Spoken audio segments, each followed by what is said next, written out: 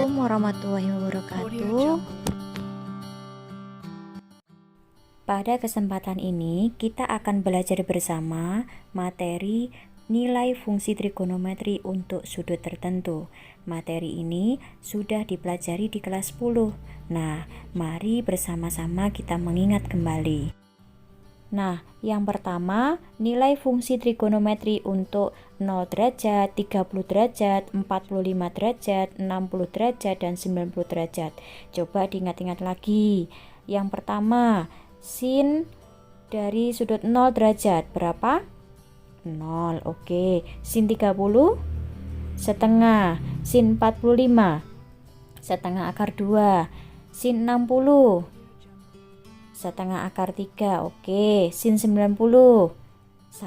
Nah, itu adalah nilai sin dari sudut-sudut tertentu tersebut. Nah, sekarang kalau cos 0 berapa? Oke, 1. Cos 30 setengah akar 3.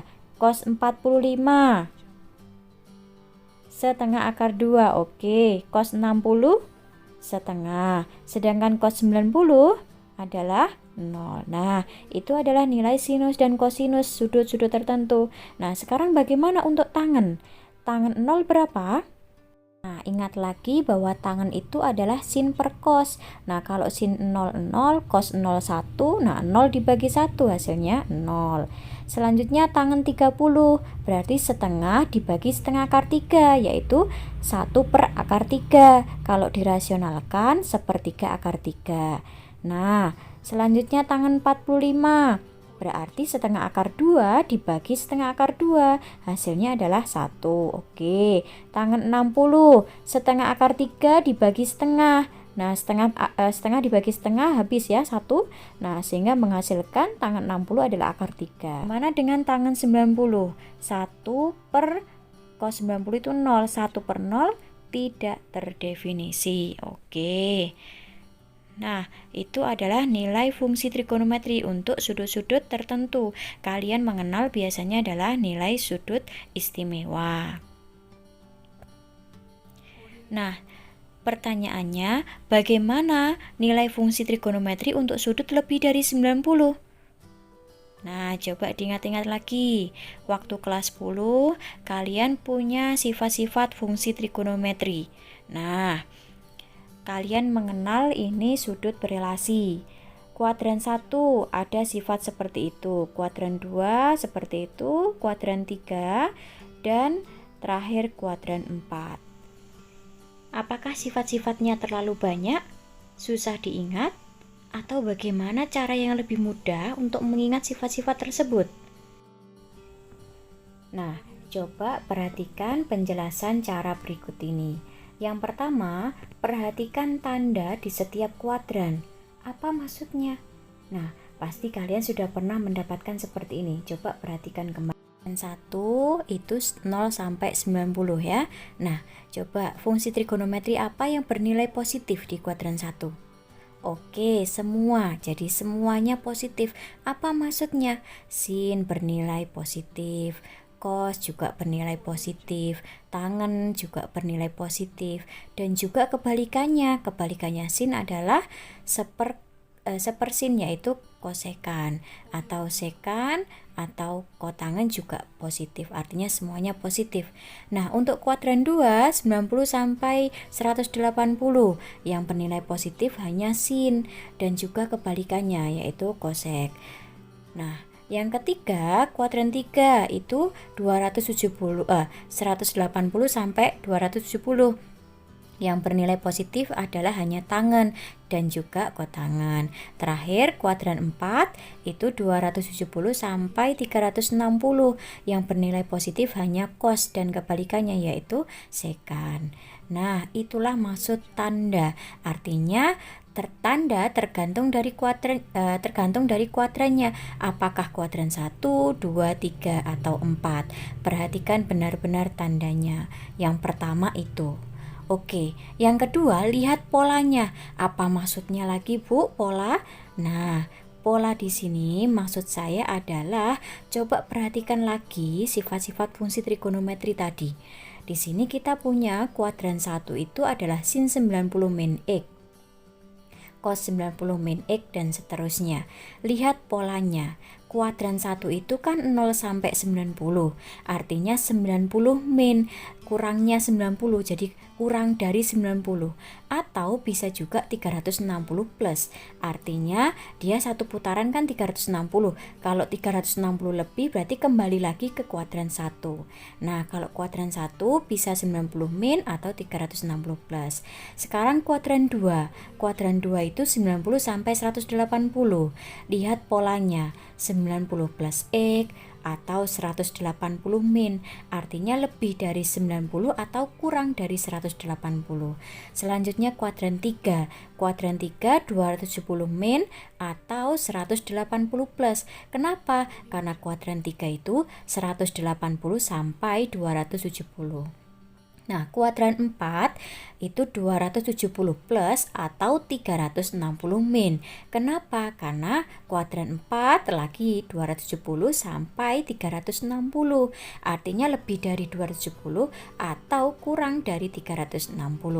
Nah, lihat polanya. Semuanya dilihat periodiknya 90, 180, 270, 360. Angka-angkanya yang muncul angka-angka yang muncul itu ya. Nah, coba perhatikan. Nah, kita bawa ke polanya sekarang. Lihat polanya. 90 min X, 90 plus X, 180 min X, 180 plus X, 210 min X, dan 360 min X. Nah, 90 min X itu bisa saya ubah, saya tulis kembali menjadi 1 kali. Pola yang saya maksud di sini adalah 90 min X itu 1 kali 90 min X. 90 plus X juga 1 kali 90 plus X. 180 itu bisa saya tulis 2 kali 90 min X. Nah, jadi 2 kali 90 itu polanya. 180 lagi 2 kali 90, sedangkan 270 itu 3 kali 90. Nah, selanjutnya 270 plus X itu 3 kali 90 plus X. Terakhir 4 kali 90 min X untuk 360 min X. Nah, pola-pola di sini adalah semuanya saya kalikan 90. Pembedanya adalah apakah 1, 2, 3 atau 4. Nah, bisa seterusnya kalau lebih dari 360 kan bisa 4, 5 dan seterusnya ya. Nah, pola di sini 1, 2, 3, 4 itu sebagai polanya. Kalau 1 itu saya sebut ganjil, kalau 2 kali 90 itu saya sebut genap. Nah, kalau 3 kali 90 itu berarti ganjil, 3-nya yang kita lihat. 4 kali 90 itu genap. Nah, itu kita jadikan pola sekarang. Nah, apa maksudnya, Bu? Nah, coba perhatikan lagi di sini. Itu adalah tandanya ya. Tadi kuadran. Nah, sekarang 1 kali 90 sama 3 kali 90 itu saya sebut ganjil. Jadi 1 sama 3 kita lihat. Nah, kalau ganjil artinya nanti berubah. Apanya, Bu, yang berubah? Nah, yang berubah di sini adalah ketika kita mengubah sin, maka kalau mengandung 1 sama 3 akan berubah jadi cos. Cos akan berubah jadi sin, dan tangen akan berubah menjadi kotangan. Nah, itu untuk ganjil. Nah, bagaimana dengan genap? Kalau genap artinya 2 kali 90, 4 kali 90, bisa 6 kali 90, atau 8 kali 90. Nah, itu saya sebut genap. Kalau genap, dia tetap. Apa maksudnya? Nah, ketika kita mengubah sin, dia tetap sin. Cos tetap cos, tangen tetap tangen. Nah, agar lebih jelas maksud dari pola tadi, coba perhatikan kembali sifat-sifat fungsi trigonometri tadi. Nah, yang pertama, untuk kuadran pertama, lihat semuanya positif.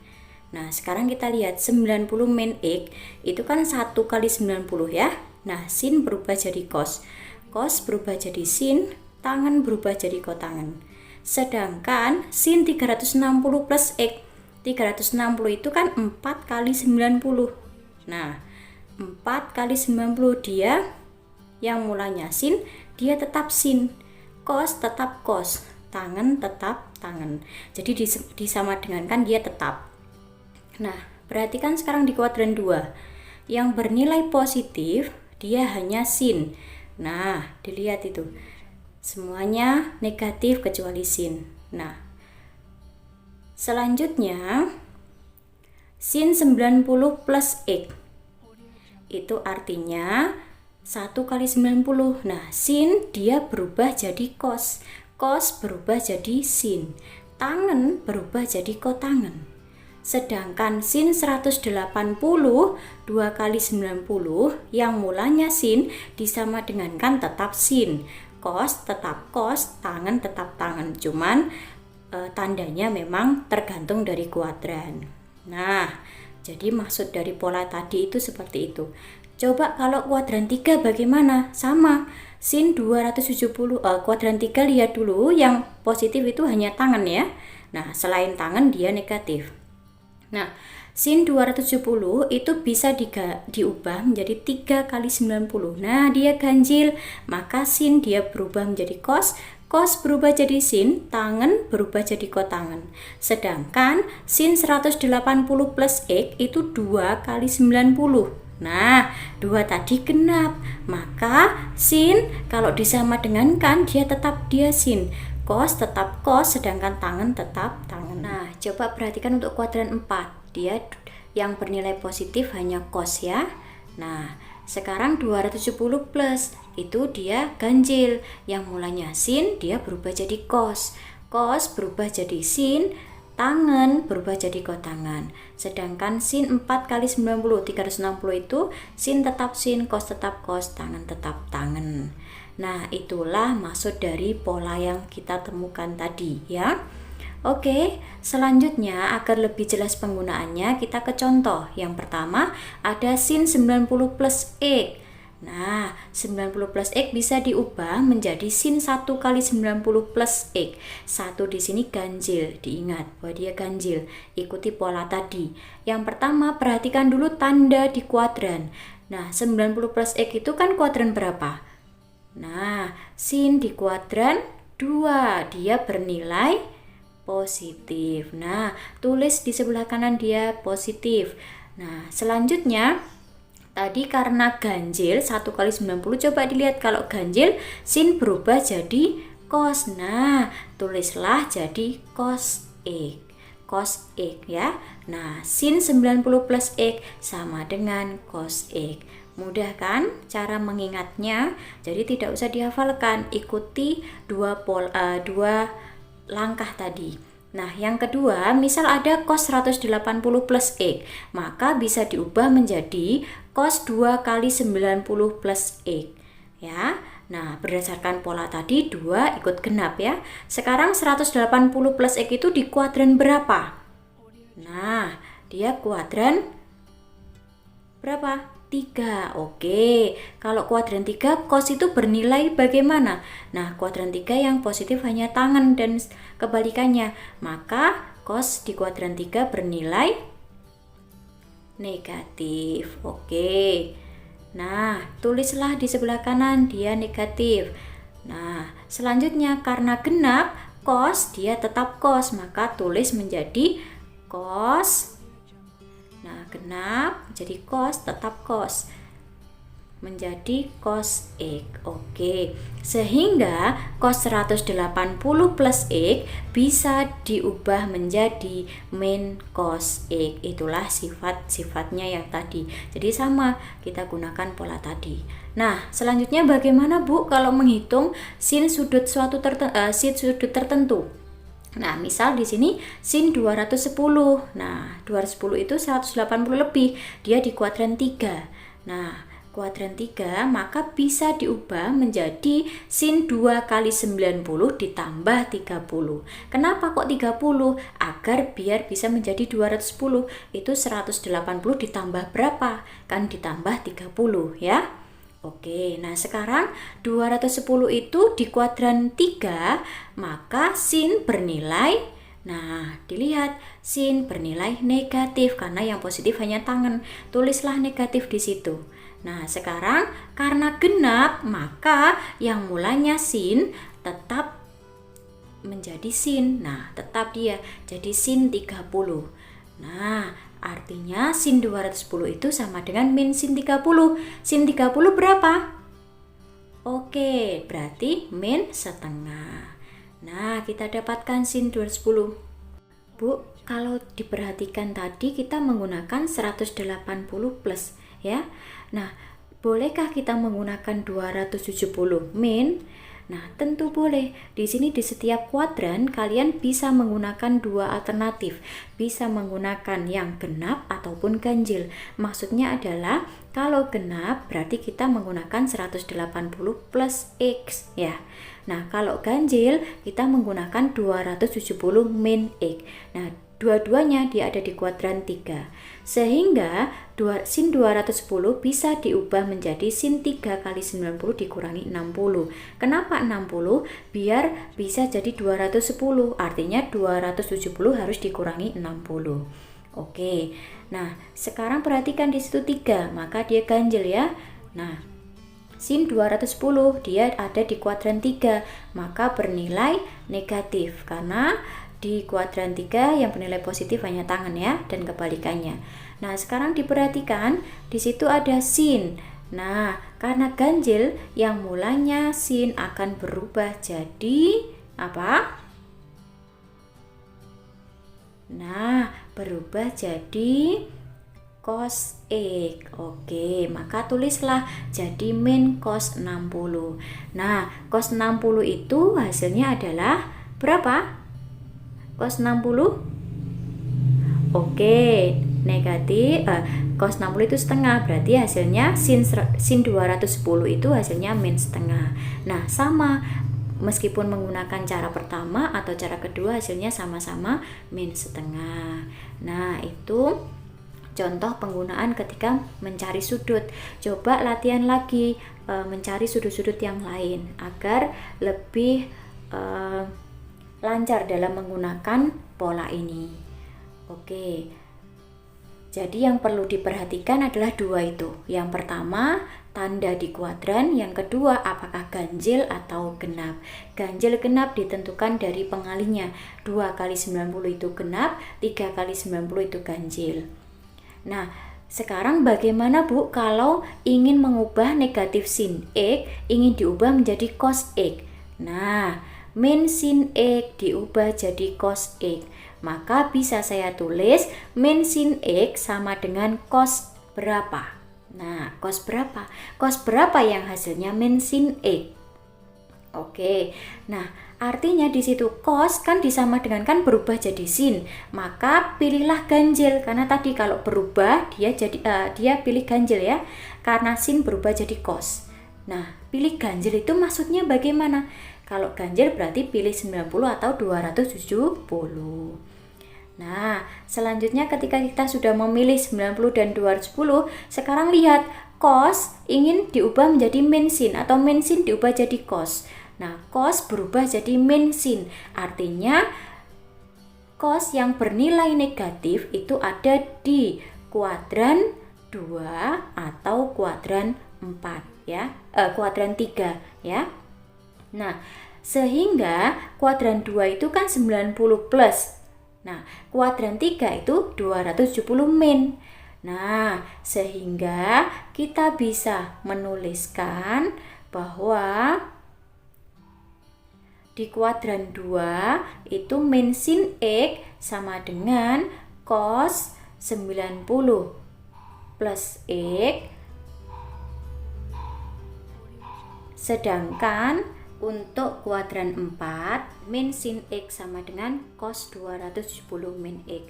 Kenapa tidak 270 plus X? Nah, kalau 270 plus X nanti dia di kuadran 4. Nah, kita kan harus menggunakan kuadran 2 atau kuadran 3 agar cos bernilai min. Nah, itu cara mengubah min sin X menjadi cos X. Nah, coba latihan lagi bagaimana cara mengubah kalau sin misal diubah jadi min cos atau min cos diubah jadi sin atau sin diubah jadi sin yang sesuai dengan sifat-sifat tadi. Nah, yang terakhir saya ingatkan kembali sifat-sifat fungsi trigonometri. Nah, yang pertama kalau ada sin min X itu sama dengan min sin X. Kalau ada cos min X itu jadi cos X, tangen min X sama dengan min tangen X. Nah, ada identitas trigonometri sin kuadrat X ditambah cos kuadrat X sama dengan 1. Nah, kalau sin kuadrat X ditambah cos kuadrat X sama dengan 1, semua kedua ruas saya bagi dengan saya bagi cos kuadrat X, maka menjadi sin dibagi cos kan tangen kuadrat X ya. Cos kuadrat X dibagi cos kuadrat X sama dengan 1 dibagi cos kuadrat X itu adalah sekan kuadrat X. Nah, kita temukan identitas yang lain, yaitu tangen kuadrat X ditambah 1 sama dengan sekan kuadrat X. Selanjutnya sin kuadrat X ditambah cos kuadrat X sama dengan 1. Kalau dibagi sin kuadrat X, maka sin bagi sin itu 1, cos bagi sin itu adalah kotangen kuadrat X. 1 dibagi sin kuadrat X itu adalah kosekan kuadrat X. Nah, kita temukan identitas yang ketiga. Terima kasih banyak, semoga bermanfaat. Saya akhiri. Wassalamualaikum warahmatullahi wabarakatuh.